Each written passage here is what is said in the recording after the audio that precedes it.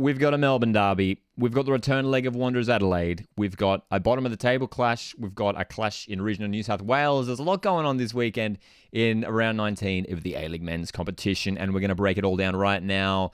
It's my predictions, of course, as always. And of course, if you're watching, whether you're watching live or on replay, of course, we've been doing these predictions video live every Thursday, Arvo.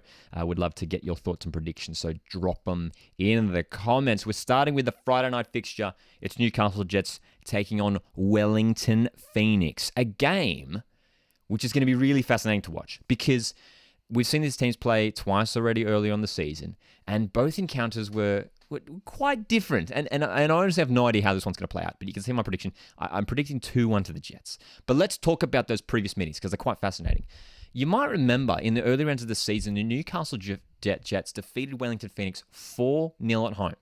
And it was being spoken about the whole weekend across social media as one of the most impressive attacking displays we've seen in the A-League for years. Honestly, Jets were unstoppable in that game. Becky Mikaldazzi was running riot. Daniel Pena, Valentino Yule, Livy Bumal, these guys were just tearing it up. We saw these teams play just recently, actually, just midweek at Central Coast Stadium last week.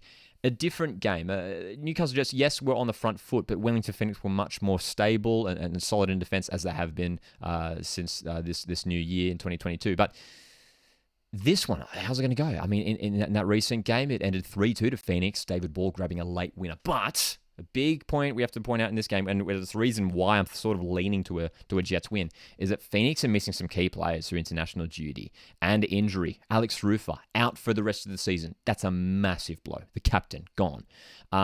Clayton Lewis, the other midfielder, he's away on international duty, as is Ben Wayne, as is Ollie Sale, the goalkeeper. So we expect Alex Paulson to come in, we imagine, and I'm sure there are a couple of other players who are missing as well. So 2-1 is my prediction for this one. I think Jets, who need a win, 3 consecutive losses in the league, they need a win if they're going to stay in touch with the finals, especially with Wanderers picking up a win last night. Mariners just nudging ahead of them as well. So it will be an important win for the Jets if they could get it done here. But again, could go either way.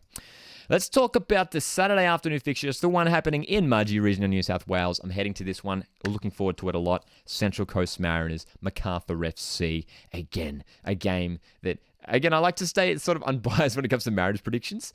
I'm going for a 2-2 draw. Saw MacArthur play in person last week. Went out to the Battle of the West down there in Campbelltown. Had a great night. Matchday vlog is up on YouTube.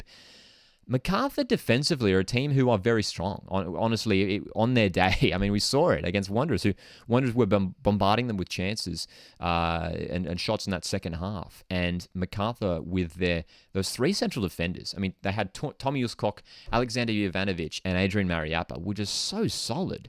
And when they're together, when they've got that spirit, that defensive spirit that they can hold out with, they really are hard to break down, and that's what we say was a problem for the Wanderers in that Battle of the West Derby.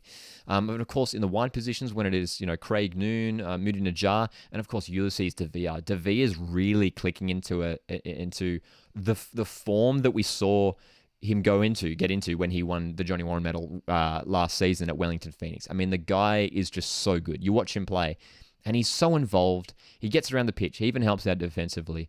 And he's the link. And the key battle in this game is going to be Oli Bozanic in that midfield, in a defensive role, shutting down Ulysses De Villa. That's going to be so fascinating to watch. Who's going to win that midfield battle? It's going to be really, really interesting. So I'm back in a 2-2 draw. I think in Mudgee, neither of these teams' homes, obviously a neutral venue. It is classified as a Mariners home game. But again, could go either way. I think it could be a fun one. 2-2. Let's go for it. We've got Sydney FC taking on Western United. Another game. We've seen this team play a couple times already, just in recent months. And we think back at Cogra a couple months ago, where Sydney and Western played at a 1-1 draw. And then they played down at Amy Park, where that was a Western 1-0 win. In this game, again, there's a tricky one to predict. But I'm going to go for a Western win. Sydney FC got back to winning ways last week away to Perth Glory.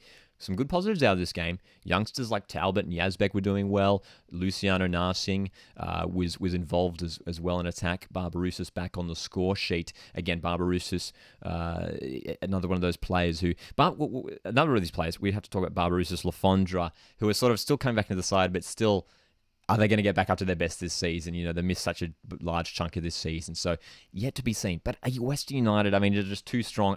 They won't lose this game.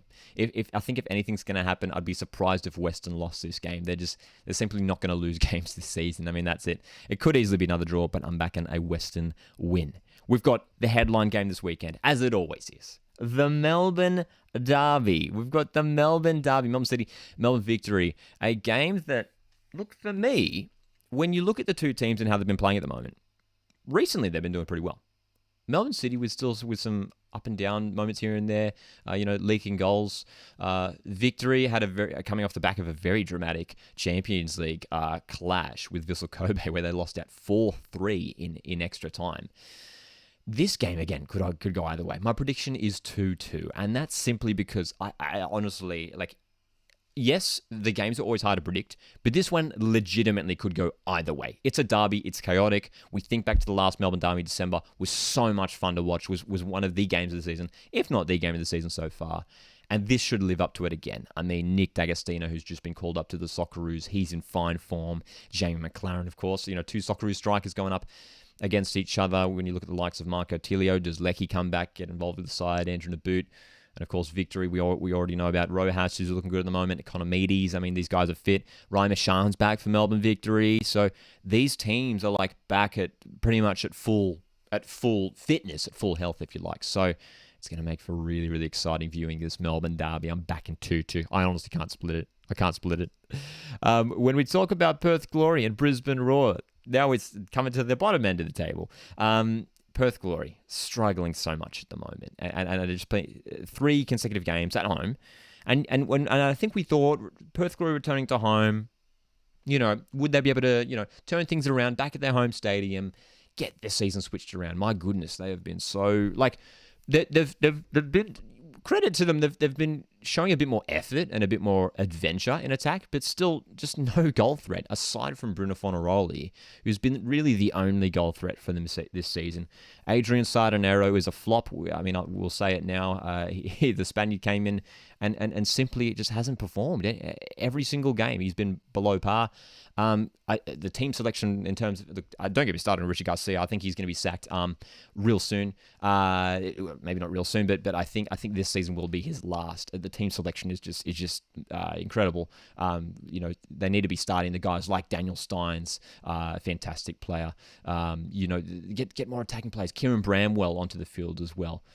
Do they get a win here against Brisbane Roar, who have been struggling as well this season? I don't know, man.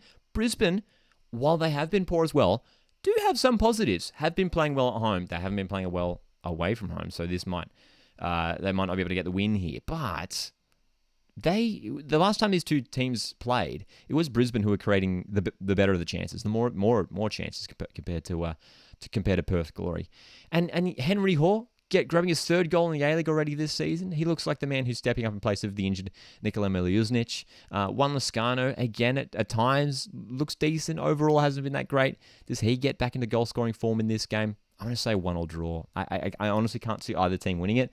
Brisbane have been poor away from home. Perth Glory have just been poor overall. So I'm just going to back a 1-1 draw in this game. Western Sydney Wanderers Adelaide is the final game of the round, and of course, as I mentioned earlier, the return leg of the fixture we saw played out midweek Wednesday night, where Wanderers picked up a shock 2-1 win at Cooper Stadium against an Adelaide United side who is usually pretty good at home and obviously so strong late on in games, weren't able to get anything out of that game. It was quite a surprise, especially considering where they're sitting on the table. Wanderers now have an opening to push towards the top 6 if they could grab 3 points here once again.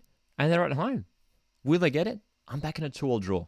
I think because of the fact that they're playing each other so soon, Adelaide are actively going to be wanting to get revenge in this game, wanting to get back, knowing that they drop points at home. Calvert's going to really ensure that he comes out with the strongest squad possible to get something out of this game because of those lost points at Cooper Stadium.